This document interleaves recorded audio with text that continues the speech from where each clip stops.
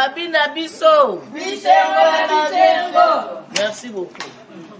Omoni papa la mokili muto abotama na libota na baninga na bazalani na ye. Et puis ezalaka pe muto esika abotami boye bakoli na ye bamonaki pe ye eza pe malamu mokolo akufi pe aza na kati ya libota. Babiloko tozomona lokola ba maison de retraite kuna na ngambo na bino. Parce kuna ezali mabele mususu d'autres cieux, tandis que biso lokola africain babiloko aboye ekomi ko exister eza vraiment mawabi. Ya liboso ça vaut de la pauvreté. Parce que oyebi si la personne devient productive par rapport à son âge, la personne devient une charge pour la famille. Et puis avec l'âge aussi, moi ma démence kokoya, Alzheimer, a commis bon, toilette et zawa, a subikuna, tout ça, et comme il proposait moi désagrément mon boye, pour commis libanda. Ba misusu pe na ba enseignement abino ba jeune musala ezate comme toi calé a bloqué biso to zoka misala te. Bala basi bazo balate bazo balate pour na tata mwasi azoka liputa na libala te. Or que ba ebite ke batolelo bazana chômage ezaka ka conjoncture ezali pauvre. Mais comme biso ba mikolo ba ko ba ke la biso ber ke biso to komi ba ndokinde ozokuta biso kati na oisika. Mais biso toza toujours na esengo. Tala bango ndenge bazali. Bazali ba personne âgée, mais tala ndenge bazali santé na bango. Bon, il est vrai que la vieillesse n'est pas une maladie, mais elle s'accompagne à la bamo et belé. Mais biso santé na biso to présenter ba pathologie, il y a malnutrition et ça c'est grâce à vous. Soki lelo zokuta biso nde baza boye tala ba papa ngebu ba mama kitoko, c'est parce que bino bana na biso oyo bozali bana bo comprendre que bino pe vieillesse ezali kati na bino le pe ko boko vieillir bozo suba kabiso na bo bazana na mawa bato non eloko ngana zinza batie na loboko na ngai tika na pesa pe bango tozala ba problème ebele kolia na biso kolata na biso surtout ba soins médicaux. Babusu tozokoka kotambola te na kasi ekosengela mwa support mwa nini babusu bapresenta ba AVC banini toza vraiment na kosengana. Papa nanga lokolo ye awa topesi nano merci mingi na oyo yo kaniseli biso oyo akotika biso na omo ya kabinda. Me babi musapi moko ilongola kasilite bisika ozokende kuna zala interprète na biso na communauté nyonso africaine oyo ezali kuna monaka bango soki mutako otiela biso ata $1 de côté chaque mois ata €1 de côté chaque mois et vous allez pesante mais vous allez belé parce que na ebi ke biso la race noire na mikili poto to komi ebele na koleka mais peut-être bazo ignorer que awa na Kinshasa na RDC batu bakoza na ba hospice de vieillard na ba homme de vieillard yom tozoki kuna yebisa bango tozala besenga na bango na badomani ebele ya kolia ya santé ya déplacement makambo nyonso ata ba entretien bokuti bazosala sala nano bandako basilisi te. Mais je pense que ça beaucoup tiawa beaucoup yoka parce que nano savon na détergent eleki nano te donc babiloko nyonso na pe tozala bosenga na en tout cas lokolo ye umela koma na bambula koleka oyo ya biso bisika nyonso oyo olongoli likuta na yo mpona koya koinvestir awa nzambe azongisela yo mbala na mbala parce que au déficit nzambe biso boye omonaka biso jamais libanda topeso ata kopo ya mai oko peut-être kobenga l'orphelin lelo lo biso kakoya kokanisela yo mais biso ba tozala biso en transit course na biso ezokele na kokusuka alors tokoremesiaka yo na nini sauf nzambe ye moko akomona yo akobatela yo biso tolobaki boye covid ebimeli bino kuna na poto tozala badonateur tozali koyebisa nzambe tobi nzambe tolingi toyoka te ezala na Kinshasa ezala na poto moto akufunda covid-19 bato bayaka kobonzelaka biso awa bayoka lisolo ya covid lokola lisolo lokola légende. Effectivement nzambe ayoka bapriere na biso na poto tozala batémoignage ba donateur na biso babela covid te na bo moko abela ki pe baza guéri maladie pe esili bango excuse c'est que nzambe ayokaka mabondelo biso tosalaka mpona bino. En tout cas merci beaucoup totondi yo ndako no yango oyo lupango no yango oyo ntango nyonso okozwaka possibilité kandiselaka biso na omakasi maboko.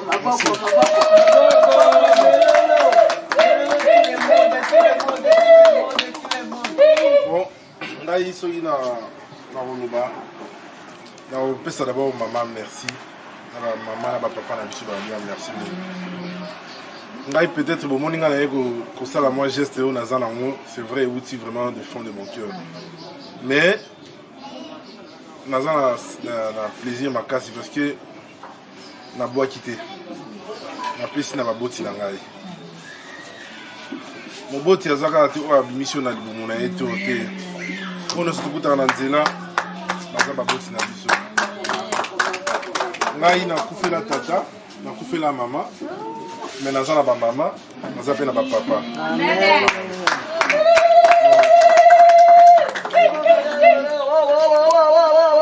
oyo likanisi oyo nazwaki nasalaka yango banda bambula ebele nasolai na mama na tutsamaki makasi awa nafandaki nazoluka place nini na kopesa namoni kaka nalali na butu molimo mo etindengaki kende kotuna na homme de vieillard amen nde na ye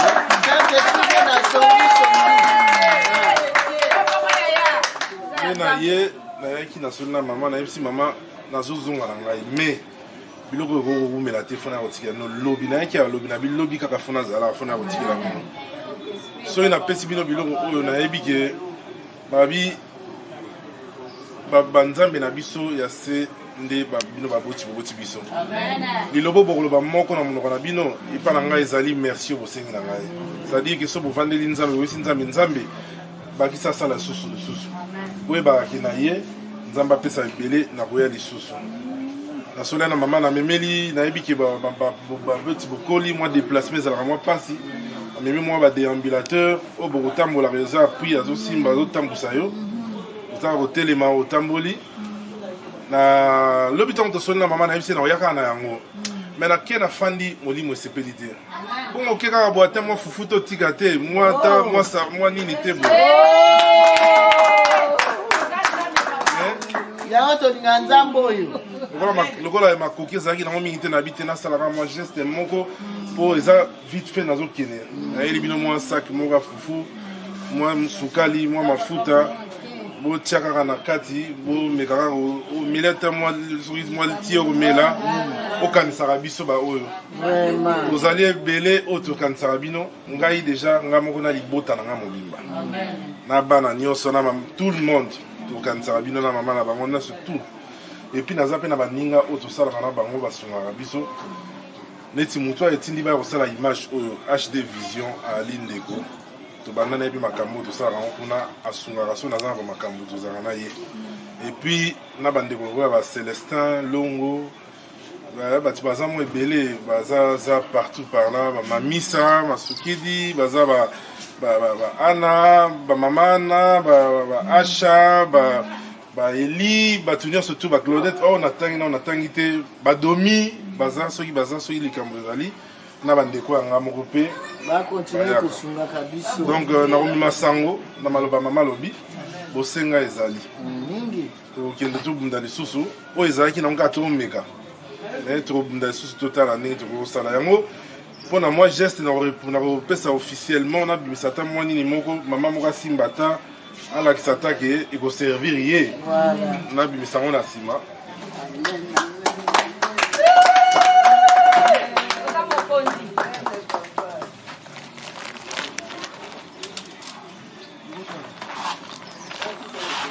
kasi naza mpe na bakisi nana bakisi ebele bakisi oyo naza nango eza ya bakisi ya batension bakisi ya mutu pasi bakisi ya bavitamine oyo bavitamine D3 bamakambo ebele donc nyonso tozali bakisi na basérum physiologique soki moto mwa zolo ekangami akokosukola zolo nango nakangisaki bino na bino ya kopesa bino bosala yango de bon usage Ceux qui vraiment moutaza dans le besoin pour péci. Qui si nous avant pour péça au tangina nous et la piscine net bon date na vérifier que date est dans malade. On a vu qu'ils ont qui ça attention. Donc ceux qui ont moins pébé là, ceux qui n'a pas qui ça va mettre tout pas ses alliés en union. Mais on vérifie quand même la date. Mon gangazali. On vérifie quand même la date. Moi j'ai appris la biso on a tout un médecin bazawana. Ndende tout. Donc maman geste de la qui c'est en haut. On va mettre officiellement. Ils ont qui c'est maman na biso papa na biso. Zambazongi c'est belé. Oyo saki oyo ezali saki ya bilamba soki mpe kosunga nzambe kaka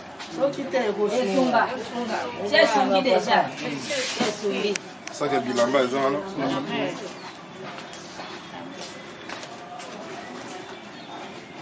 awa na kati oyo ezali bamaputa bametrage babiloko mosusu nyonso te euti na poto na Suisse.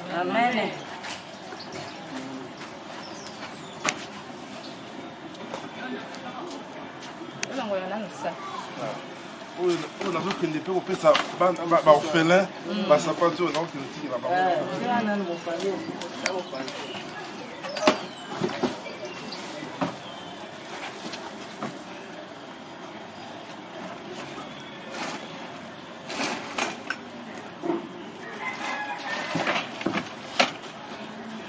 oyo nde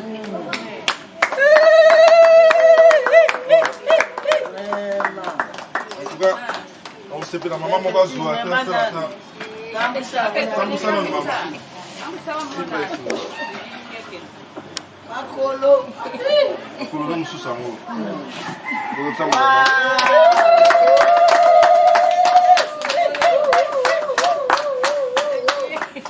Amen.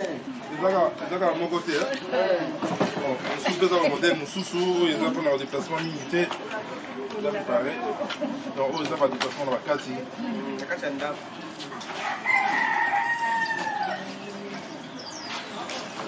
oyo saki oyo nayeli bino ya semoun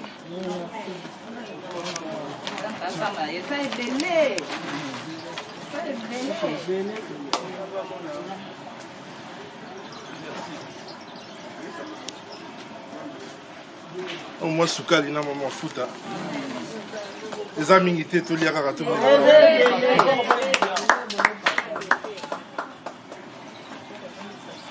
eza na bakisi oyo eza bakisi ezalaka soki moto aza constipation ozwi sachet moko otieli ye na mai ya vere ya moke boye ameli elibere awa ezali eza moins plus de 200 na kati ya bango basachet oyo eza na bakisi mosusu mais oyo manati ya bilongo eza vraiment te po eza incomplet mais eza tensiomètre ozanga singa te soki aboko koluka yango eza tensiomètre eza so po kotia singa awa elisi yango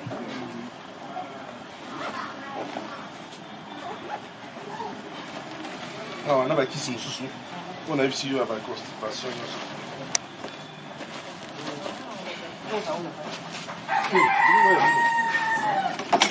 oyo nyonso ya bino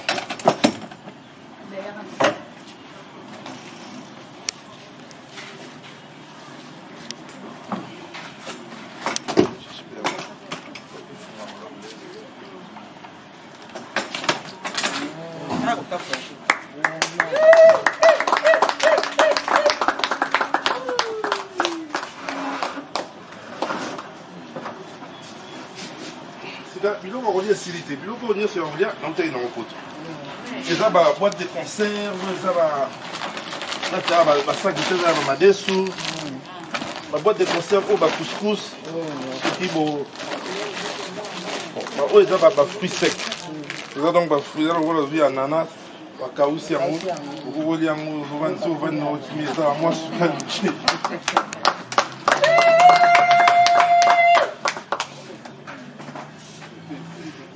Paulina. Bayengi ovelo ya maboko kiti lisusu te. Kiti lisusu to benga na kako.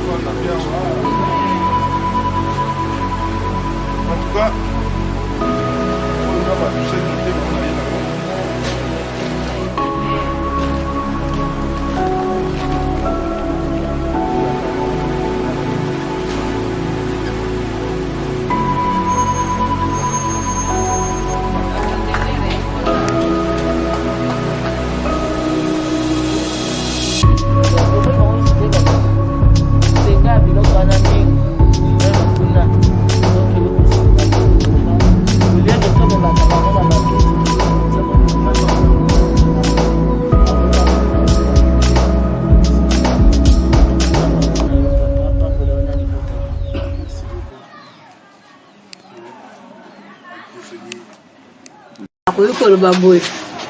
Malobo de mana monoko na ngai de ngai te. Okoma pe yo koma ka de yo te. Tozali batindami. Na nyonso ezoleka. Tosepeli mingi ndengo okuti biso awa tozali na esengo makasi.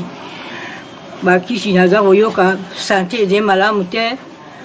Bamosusu kutu bazoningana ata koningana te. Yango na mpona oyo okolo akosi na kati na ngai koko na ngai oyo nyonso oyo osali oyo ezali nsima oyo ekozonga na place wana ekoleka. Mwana oyo atindamaka alalaka nzala te. Lokola kozali delegation ya Nzambe bokoki kolala nzala te. Yango wana alobi boye oyo nyonso akoti na kati na yo na libota na yo o ya do funda po ajana voitile po ajana boye nyonso nezongela ye mikakatano nyonso na esika ya mosala na esika na baninga bisika nyonso na libota na yo moko tata moko mama moko ekende mosika na kombo na Seigneur Jésus-Christ. Ekende mosika na kombo na Seigneur Jésus-Christ.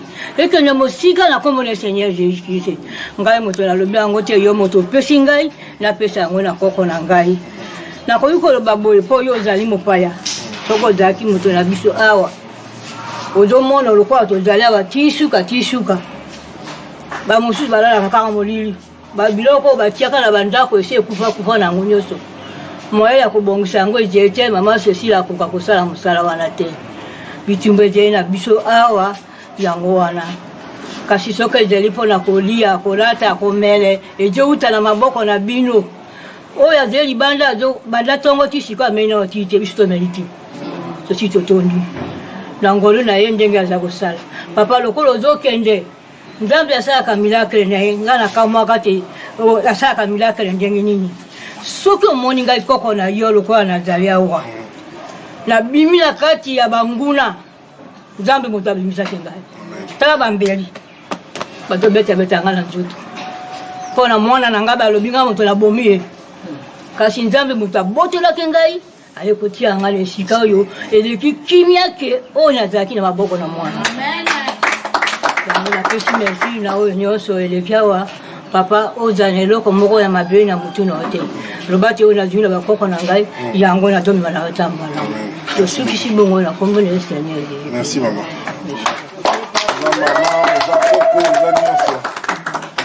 Merci, c'est vrai babiloko olobi tokutana nango mingi baboti na biso bakoma bandoki mpo bakola nga nayebi nga oyo nazoloba nayebi moninga na nga benga koko na ye ndoki mpo akolaki mais na nsima nango ntango toya kovanda ezalaki lokuta mpo kaka kokola na ye tobosanaka biso mpe tokokola ifo tozala kutu na esengo ke bino bozokoma na bambula oyo estce biso tokokomaka nango oli okende kosalaka moto mabe pambolaka bato mpo bato wana mpe bapambola okende liboso. Donc nga mpenza na motema nyonso tu nazwi maloba oyo olobi nayambi yango babénédiction nyonso opesi nayambi yango. En tout cas Nzambe ayoka losambo na yo apesa biso makasi tokoya lisusu. Oui. Nous sommes très contents pour la GSOSL. Oui. Zamba béni abondamment. Oui. A multiplié son avoir au centre. Oui. Nous sommes comme Jésus-Christ. Amen. Merci beaucoup. Oui.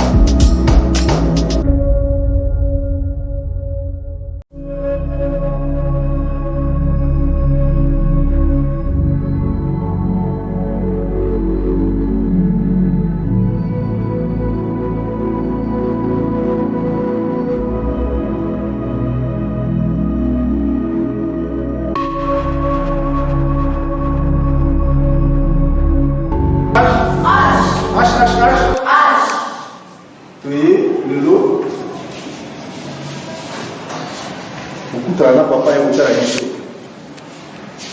omonaki elobi na pokwa ayaki mpona kosolola na ntina te lelo aya kotala bino aya kosolola na bino ayeba bino bino mpe boyeba ye babeto malamu obeteli maboko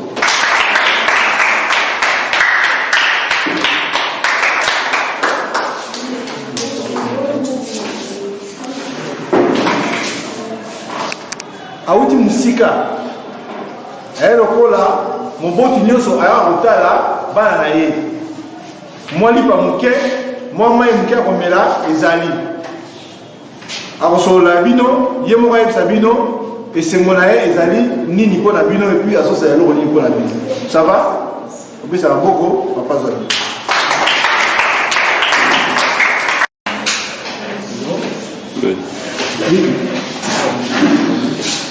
bon mbote na bino nyonso to bino nyonso bozali awa nasi bino nyonso boza bana na nga aza bana mpe basi bakoli mwana nga biso aza na 24 ans bino moto aza na 24 ans aza te nde na mokili na bino donc naye otala bino lelo nayaki deja mbala liboso nandimi teke bino bozalaki nasi naya deja nayaka ye totala bino naka otikela bino bilamba basapatu po place bozali oyo bapapa oyo bomoni liboso baso encadre bino basalaka basacrifice awa batalaka bino soki bolie te bokanisa teke bazalaka na susi te bazalaka na susi makasi so bolie te yango biso toutaka na bato ya libanda bato ya libanda c'est-à-dire nazalaka na centre oyo te awuti libanda aye mpona meka koepole bango na kopesa bino mingi te oyo eleki oyo bango bapesaka bino oyo bapesaka bino eleki mingi ozolanda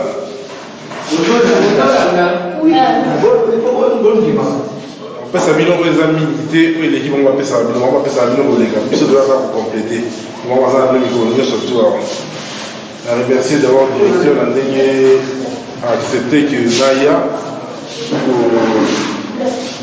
na bino mwa moke toza nango na kati awa eza baketch bango bataza makolo mo ebele etala makolo basapato eza te nini eza te le mosusu motu moko moko kozwa mwa eloko moko kosunga yana tata mwa ketch moko ya bino awa aza mpe na bilamba ezali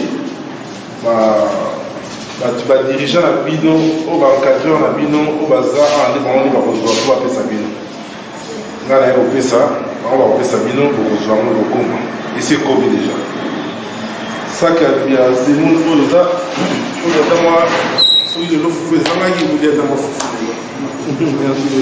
eza saka semoun ezali epuis na kati tozona mwa mafuta na sukali ezali na kati wana donc boyaka biloko na esengo mingi eloko na kosengaka na bino boyebaka place bozali awa ezalaki te bazwi bino mpona esengo te bazwi bino mpo basunga bino me bino mpe mpo kosunga bango botosi zala na posa obima awa kobima no awa eza te kaka okani biloko ke te kobima awa lingo baki okomi motu okei ntango ozoya kotala bango esi bango bosungaki ngai nga mpe na ye kosala nini kosunga bino bakozoba na balabala oyo bosalaka oyo bato nyonso bana moke basalaka bomeka kotika bokende nzela ya classe bapesaka bino baklasse baformation bokontinue nango zolanda namoni bauti koteya mpe bino wana kotikela bino mpe bible moko naza nango ya sika lokola bateye bino kowa kotanga moko moko na tour na ye eza na français me kokotanga amen kokotanga yango donc oyo bovandi awa boyebaki bozali bana boza misusu tobengaka bino bainnocent peut-être makambo okomeli bino olingaki yango te misusu balingaki bazala babosi na bango moyen ozala eza te mosu mpona nzala po to bakangaki endoki to po basalaki soki nini ayibaki soki nini yango boye koseretrouve awa il faut kolakisa bato oyo pai bouti oyo bakanisaki koza bato te kolakisa bango koza bato c'est-à-dire bomeka kobima na place oyo mena nde babala français na tête haute donc motu likolo olakisi bato keno nakokaki na ngai bango nini bango osalanga kanai me bato bazwi biso encadre biso bien tokomi mpe bato soki nzambe asungi tokoya sukumba na nsima toya kotalaka bino de temps en temps nakosola mpe na papa directeur toyebaka peut-être que non ata tozali te soki babesoin ezali soki tokoki kosola ata na mosika ata na pembeni soki mpe tokoki koaporte mwa pour de main na biso omoniki nabosana bino te nayaka liboso na ye lisusu mais nalingi ezalaka régulier tokutanaka mwa toya bamikolo kolekisa bambula kolekisa eza malamu te tolandi opesa bino tuka nasengi yasi na équipe mobimba to bayaki biso je pense que officiellement je vais faire le geste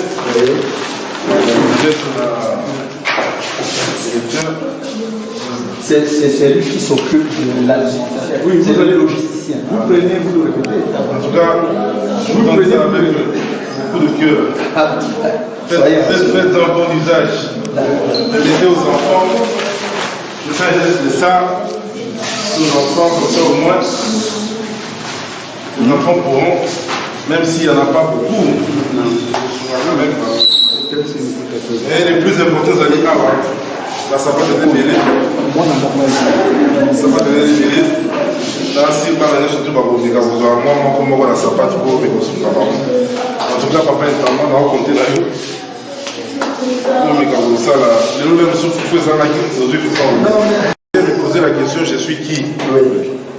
Là, moi, je m'appelle Chikos Wembi Thomas. Bato bayebinga affectueusement babenga ngai tonton ndenge nakola na bomwana na bato nyonso surtout tonton. Le prénom de baptême na ngai c'est Thomas. Donc nazala na Suisse nayaka opesa bacoordonné na ngai pas directeur yaza po ezala mpe na ngai archive on ne sait jamais ezaka ati bozela là. On peut savoir, avoir ces petits messages, voilà, savoir comment vont les enfants, nous donner de nouvelles de temps en temps. Ouais. Nous, ce qu'on fait comme geste, c'est bien pour inciter à toute personne extérieure. La générale, la batterie surtout à Libanda, à Mekapé, aux Oualokolo. Où ils allaient, comment on appelle ça? L'enceinte, comment on appelle ça? Centre d'accueil des enfants défavorisés, on va dire ça. Centre d'accueil des enfants victimes familiales. Donc, on a besoin de Sunga. Et ça, pour les parents, soit directement, vous êtes sur. À l'avenue du syndicat, mais à deux semaines, à Cabalé, Cabalé 38, la commune Yabarba. Donc, on va dire Sunga, voilà. Tout. Et par en aïe, je passerai les coordonnées tout à l'heure, les cas à l'image, comme ça au moins, on va tenir surtout bazar, vraiment la montée mon sunga. Vous avez regardé, si vous avez fait ça, vous avez regardé, si vous avez fait ça, il y a quand même à la place de Zalia, au sunga, vous avez découvert ça pour ça. Merci d'être sur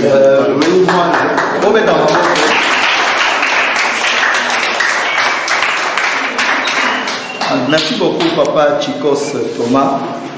Nous avons remercié Makasi vraiment pour un geste symbolique nous avons encadré dans le centre AED Pekabo. AED, c'est-à-dire c'est la grande institution dans laquelle le centre Pekabo est allé. Et Nakatia AED est dans l'enfance défavorisée. Le centre les a 8 ici à Kinshasa. Nous avons 3 centres. Il y a des enfants de la rue. Moko ya moyo mususu eza na kitambo na kati ya ba 3 centres wana mibale ya bana mibale oyo ya barumbu na oyo ya kitambo ya bana basi pe ezali ba filles de la rue ezapeka na kati na kitambo na enceinte ya ba frères des écoles chrétiennes concession mo ba pesaka biso kuna na kati totia eza na centre boyokani eza na centre mbongwana l'un des centres ya enfants de la rue na coordination générale de l'institution Nyonso. Bon, en dehors, il y a 3 centres wana, nous avons 5 centres de formation professionnelle, dont Mokoka Yabana Mibali, Ezaka na Kitambo, centre Boyokani, na 4 centres de formation professionnelle pour filles. Moko eza na Ngiringiri, moko eza na Kisenso, mosusu eza na Kalamu, mosusu ezali na Kimbanseke. Voilà un peu, grosso modo, notre institution qui s'appelle Aide à l'enfance défavorisée. Donc, tout ça vraiment même. Donc, monsieur Thomas Olobi, okoki ko servir de tremplin na bandeko mosusu na ba institution mosusu pour ya kosunga non seulement biso pour na expliquer que tout ça munene tout ça na pratiquement na ba commune mo ebele ki senso Ngiringiri, Kitambo, Kalamu, na awa na barumu Kimbanseke. Donc okoki ko servir et de tremplin et d'intermédiaire. Bandeko na biso mosusu to ba institution ba pesi yo yonto oyebi komi koyeba malamu mbala sima kutu na kosenga que rien que kosala koya ne lokote oye motu kezali to visiter wana na kosenga autorisation à secrétaire général to tamboli na ba centre wana même un avant midi bien que ça disséminé to tout le monde est avec lui. Bien dans le centre, je crois qu'il est oui, il est en haut. Voilà.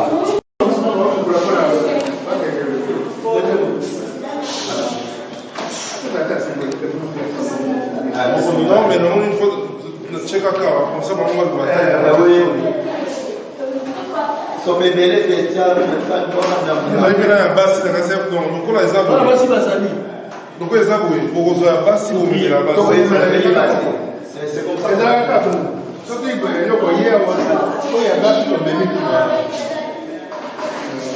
On a fait un zanté, non? On a pas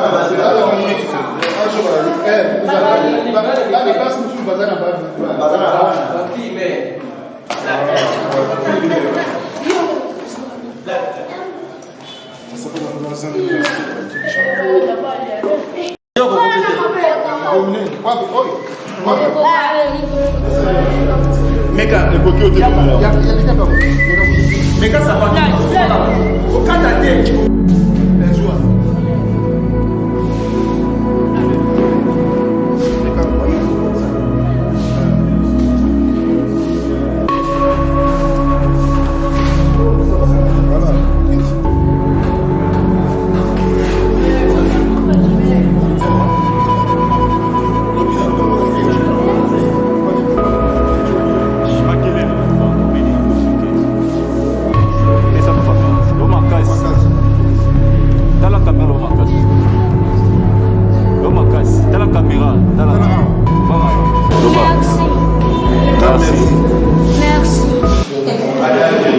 Salon nengeni.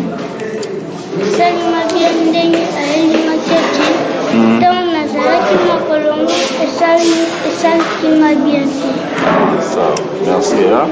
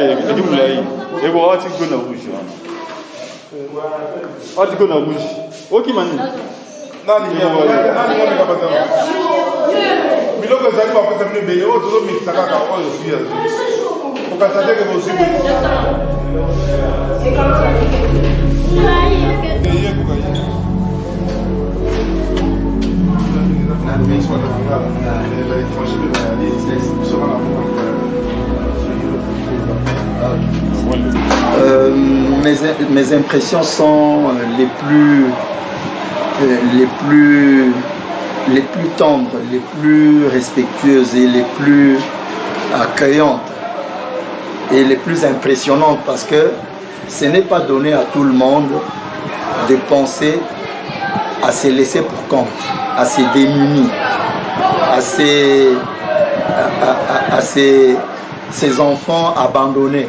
Et parmi ces enfants-là, il y a des orphelins qu'on appelle OEV en termes techniques, c'est-à-dire orphelins, enfants vulnérables.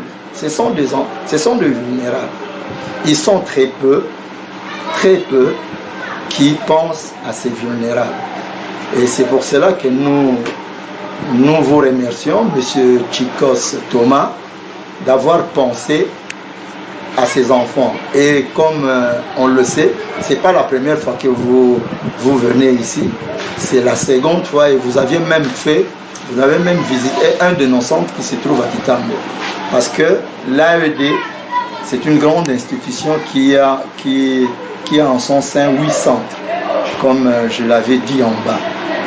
Donc je ne vais plus me répéter parce qu'il faut être rationnel. Nous pensons que vraiment, M. Chikos, vous allez servir d'un... Nous pensons que vous allez servir d'intermédiaire auprès de certains de nos frères qui se trouvent à l'étranger, puisque vous êtes en Suisse, de pouvoir penser à nos enfants congolais qui sont encadrés dans des centres de récupération. Et non seulement nos frères congolais, si vous pouvez, par votre biais, contacter aussi d'autres institutions en Europe qui peuvent venir en aide à nos enfants congolais qui sont encadrés, dans nos différents centres logés ici à Kinshasa. Est-ce que vous pouvez nous détailler vos besoins ici? Qu'est-ce que vous êtes en train de manquer ici? Bon, merci pour la question. Pour l'encadrement des enfants, ce qui est nécessaire, c'est d'abord l'alimentation. Ensuite, le vestimentaire. Et après le vestimentaire, la literie, parce qu'ils passent la nuit. Ils ont 2 locaux où ils passent la nuit. Dans la literie. Par literie, vous comprenez, je veux dire, couverture, drap, oreiller, au besoin, et de temps en temps l'assainissement des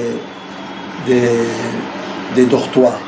Donc les éléments qu'il faut, les éléments qu'il faut pour l'assainissement des toilettes qu'ils utilisent et pour leur corps.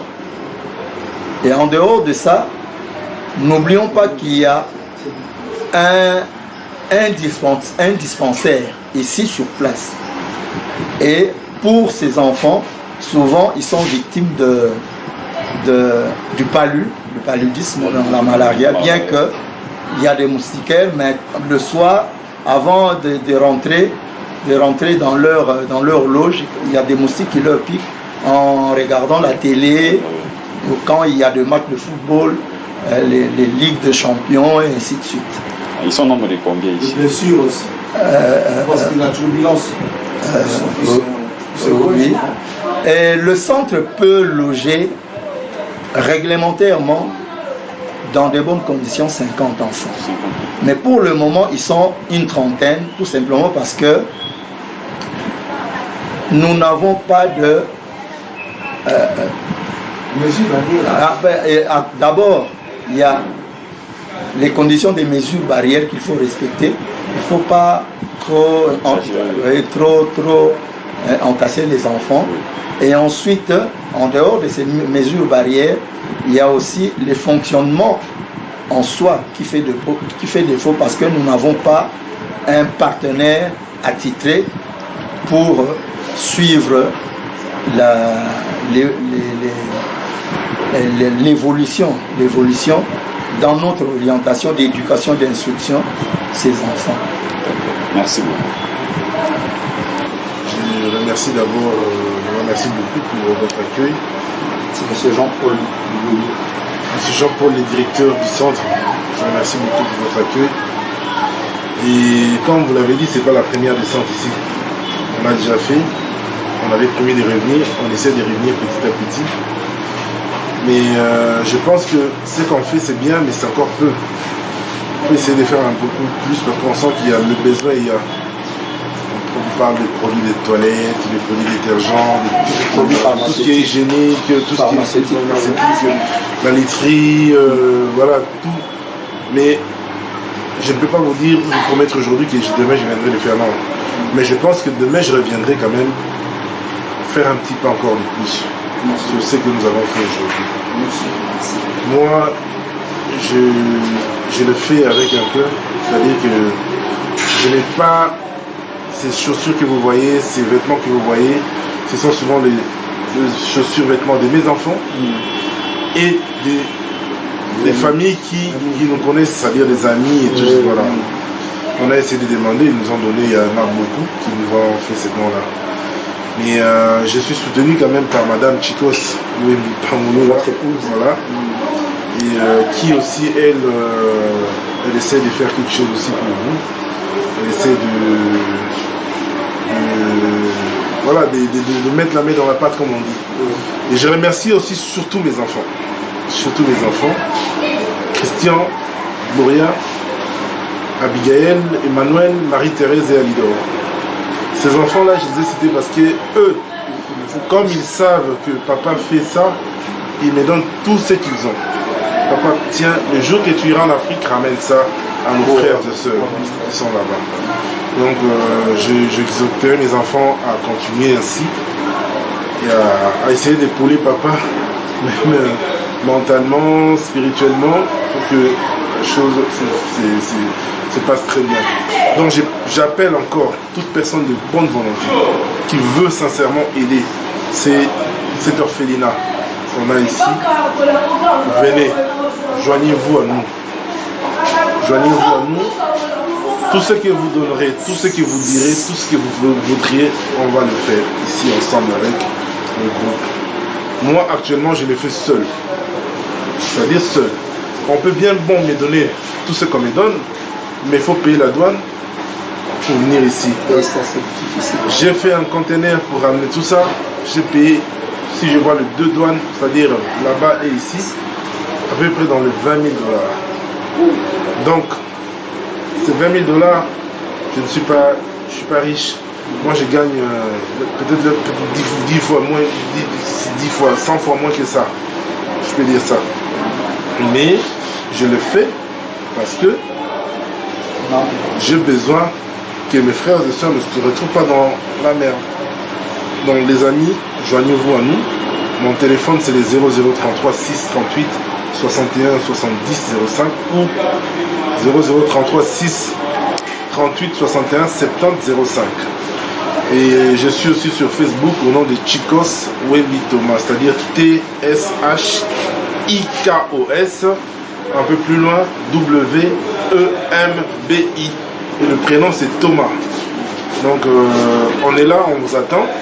Je remercie encore une fois de plus HD Vision, un frère qui nous a aidé à prendre ces images et qui est aussi est toujours avec nous. Je remercie aussi une des personnes avec qui nous avons commencé cette histoire, même si c'est moi qui ai fait, mais il a été là pour soutenir le projet et on a commencé presque ensemble. C'est le pasteur Célestin Ibi Longo, ainsi que toute la famille Longo, toute la famille Chikos. Je vous remercie beaucoup. Et puis la belle famille et tous les amis, soyez sûrs que nous irons loin si on est ensemble.